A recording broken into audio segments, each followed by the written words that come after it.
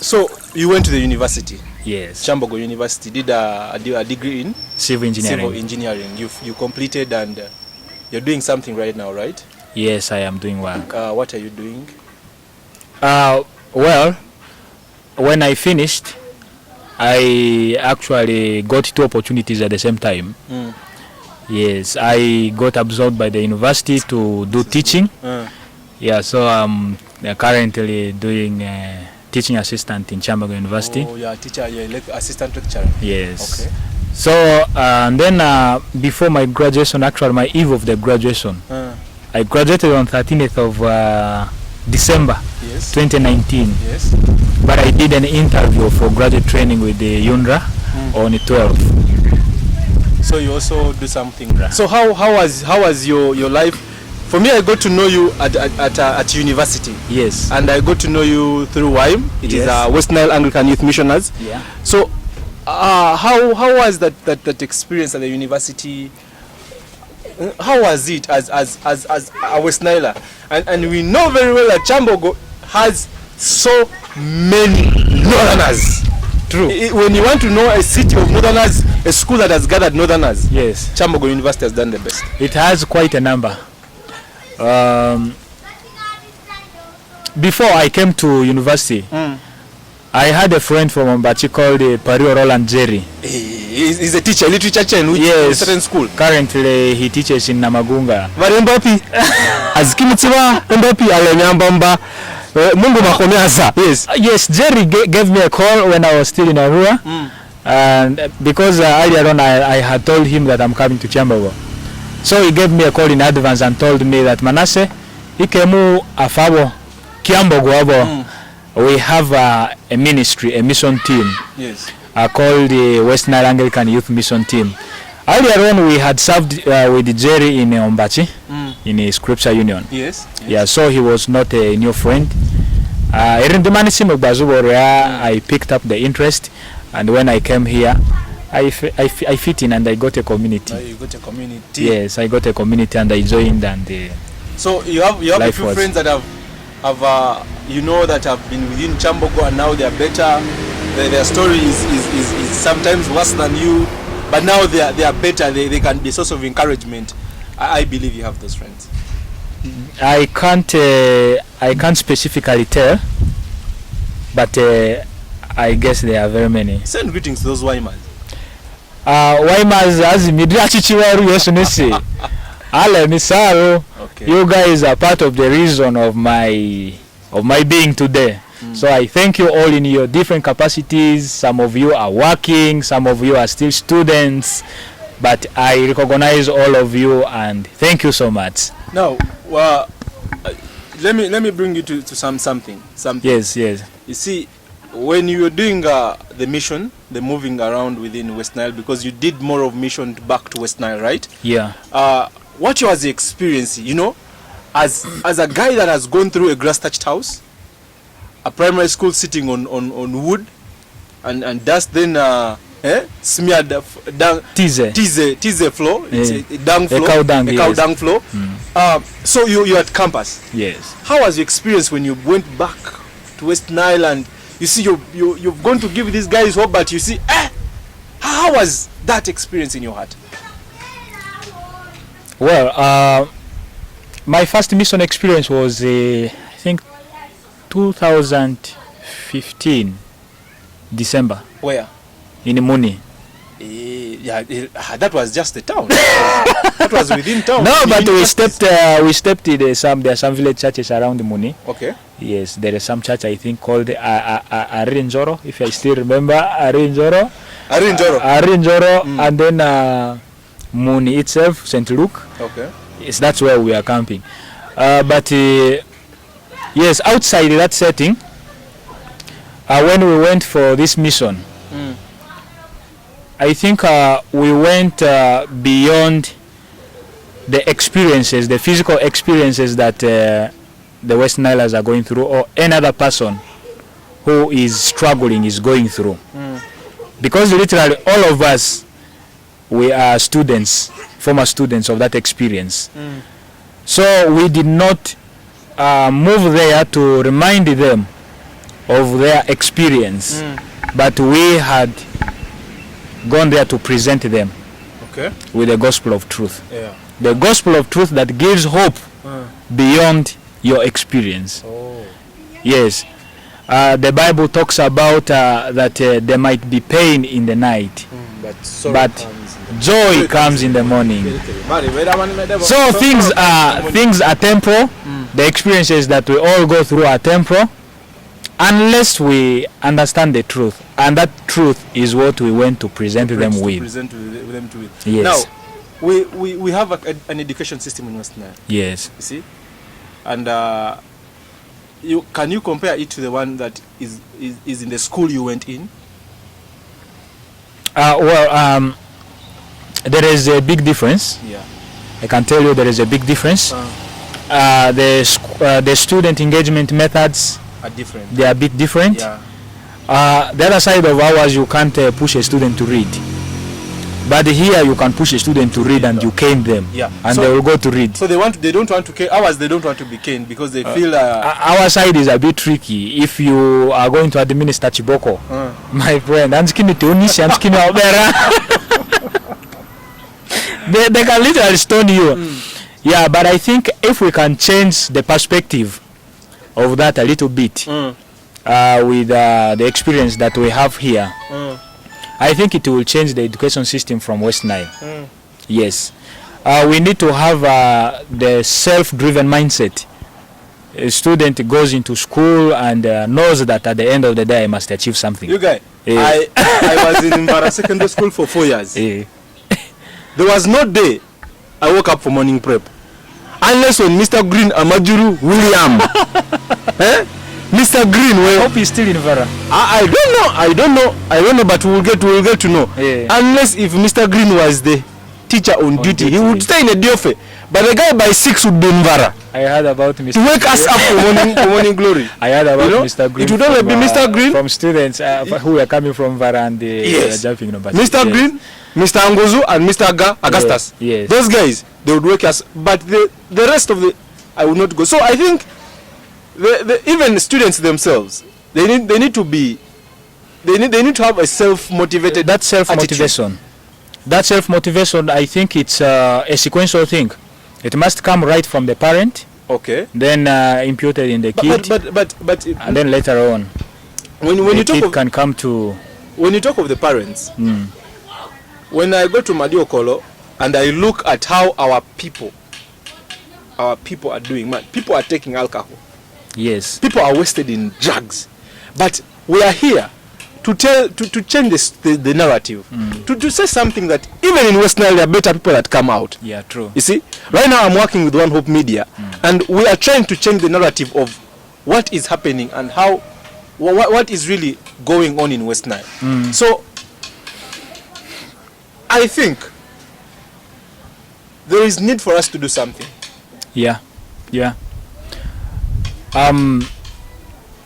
Maybe one thing that we can do, us who have come to West Nile and from West Nile, I mean, to Kampala, and we have seen the experiences that are here, vis-a-vis the experiences up country. If we could build ourselves up, collect ourselves up, and we reach out back to West Nile, I think it could do something. Yeah. Using our different associations like these ministries, we can team up with the media group in West Nile. We can team up with companies. I'm sure the politicians, the technocrats. If all these gather their energies together, we can change something in West Nile. That, according to me, it can be done. Yeah, because I remember when I was in Vara Secondary, MTN. Through a lady, I have forgotten her name, but I really want to find her, and she tells us her impact. Through a lady, she was a West Niler, but settled in Kampala. Yes. They would come and do sensitization. They would come and do some good work in arts, and that's how we got to know computers. That's how we got to know these things. And I think there is need for us, need for you now. For you are an engineer, there is need for you as an engineer to go back and speak to those guys. Do you think they still have those career guidance days? We used to have them in Vara. We also have the OB's homecoming in St. Joseph's College on Bati. Yes, yes. Yeah, that is one of the platforms that the OBs have been using to reach back to the students. Yes, back to St. Joseph's College on Bati. If that idea is bought by all and every OB that comes from a school in West Nile, I'm sure a significant impact can be done. Okay. Yeah. Now, let me take you to this side of story.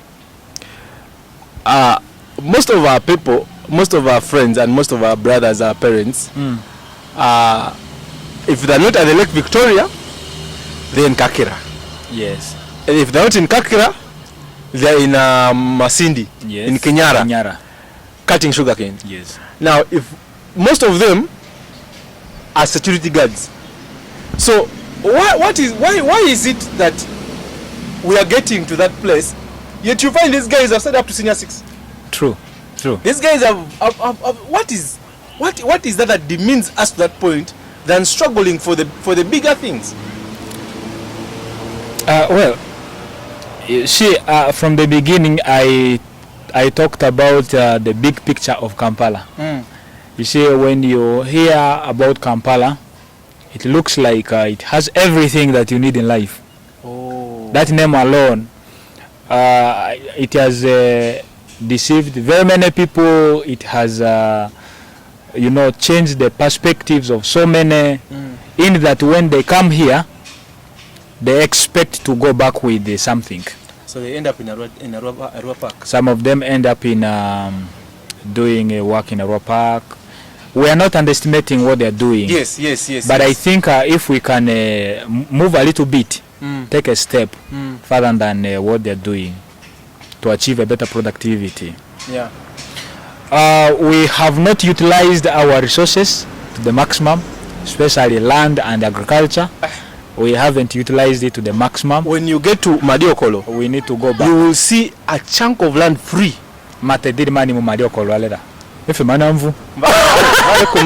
I've not yet got land for grazing animals. But I think there is need for us to talk to them more.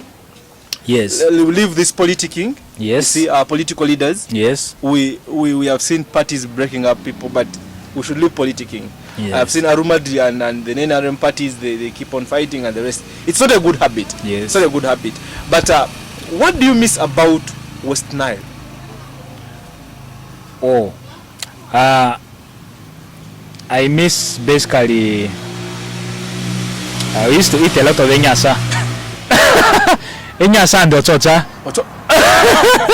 So ochocha, this like beans, the peas and the pested and it's thick. Yes.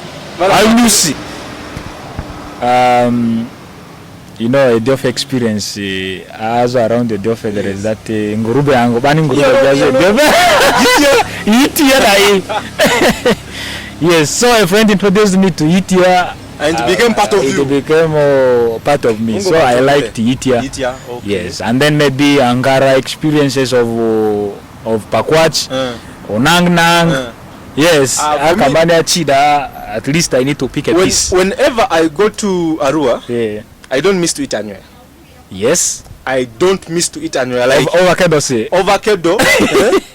That mixture of beans and maize. There is somewhere that started doing anyoya with the molokonyi. That is different, man. Anyoya with the molokonyi. You give it a try. So what food should somebody watch out? I have a friend. He goes to Gulu. In fact, the sister to my wife goes to Gulu to take my wife when she was going to study in Gulu. She's a Mchiga. She was going to study in Gulu. And when they reached Gulu for lunch, the sister to my wife is this person who likes adventuring. So she asked for Mundrokolo. You know there's this bitter thing, it's not called Malakwang. With matoke. You can imagine eating malakwang with matoke. That combination. So and she wants to do that combination again. So maybe from home we used to like ajira. Ajira mndrokolo bagbe osonzozase. And my mother used to do it very well. Yeah. So it was a traditional meal It is one of the reasons why our people in northern Uganda are staying for some good time. Yeah. We come here, we eat KFC, but I'm not forgetting Kulu, eh? Not forgetting Kulu. Not forgetting Kulu. I implore all of you to go and taste Kulu from Maracha. What is Kulu? Kulu is in Maracha we call it Nzenze. Nzenze is grasshopper. But leave alone this senene. Grasshopper. They are funny things. We go and harvest them from the bush. You will see it. Yeah. So that's the symbol for Maracha. Yeah, right? that is the symbol for Maracha. Yeah. So, what food should we watch out when we go to Arua and you should not miss Onangnang at the bridge. Yeah. Should not miss this when you get to Arua town. Should not miss when you go to this to Maracha. Still, don't forget Angara Mrokolosi. Don't forget Angara Mrokolosi. Don't forget Mundrokola Ajira. Ajira. Osubi. Don't forget Osubi. And then Anyoya. That one? That one is a constant. Constant. Yes, Anyoya is a constant. With a big cup of tea without sugar. Yes, Anyoya is a constant. It's a big issue. Don't forget Anyoya. And then yes, literally those ones. Okay. Don't forget them on your menu. Okay. Yeah. Okay. Now all the things are there are places in Arua that we should watch out for when we go to Arua. Yes. Somebody's car is leaving Kampala. They're on a road tour, and they want to go to Arua for a specific place. Yes. There's a place of I think a fall. Miradua. Miradua. Miradua is just at our neighborhood. That place has not been in Arua for some good time. What happened? It's now picking up, man.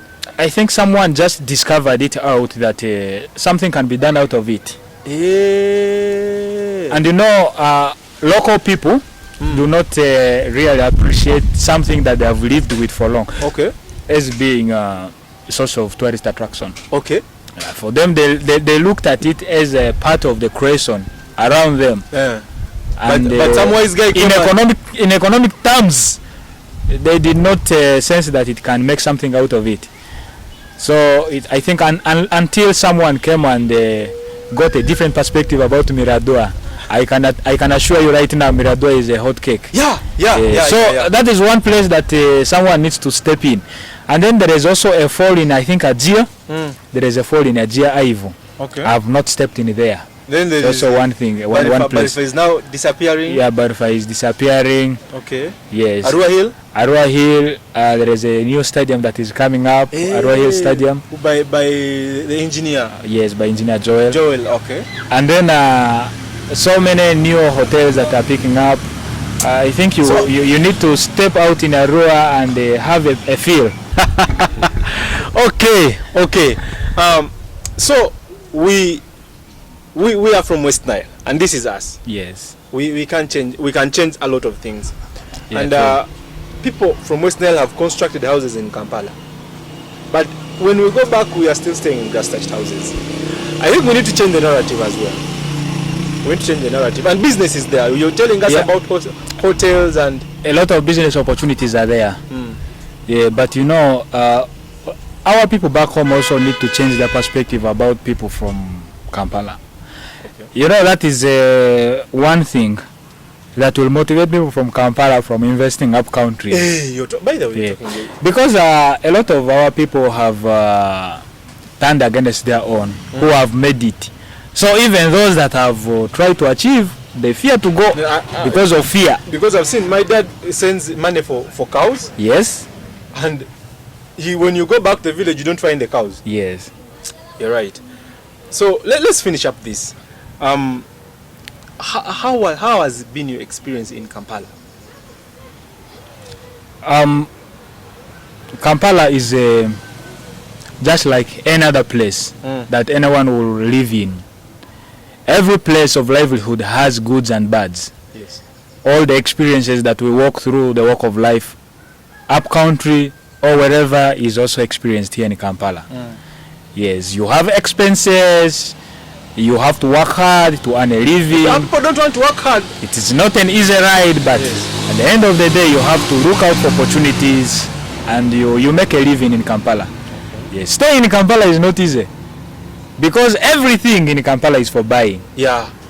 Unlike up countries where you can have a small garden where you grow your greens, you put up some cassava plantations and all that. Here in Kampala, it's a bit of different. You have to buy everything, but out of all those, the opportunities in Kampala. Yeah. You can always find an opportunity and you hit it. You work hard and you earn a living. Yes. And we are known to be people who work hard. We were doing an interview, yes, and one person told us why most people are security guards here because of their integrity. Yes. Their integrity is wow. Yeah, true. When you hear of West Nile, the integrity is there. True. Yeah. So we were working hard, and what can you tell us that we need to carry the message back home and tell them, guys, this is it? For someone who is watching us, the experiences of us being in Kampala is just one thing in life. We have a bigger picture of living. Whether you're living up countries or you're in Kampala, you can make it. We need to just get outside or out of our minds, out of our village settings, and we learn experiences of people outside and we bring them back home. Yes, we have plenty of land. If we can turn in that land into a farm hub, we can reap money out of it. But you forgot that we also have plenty of sunshine. Yes, we have plenty of sunshine, yes, but I can tell you, if you look back to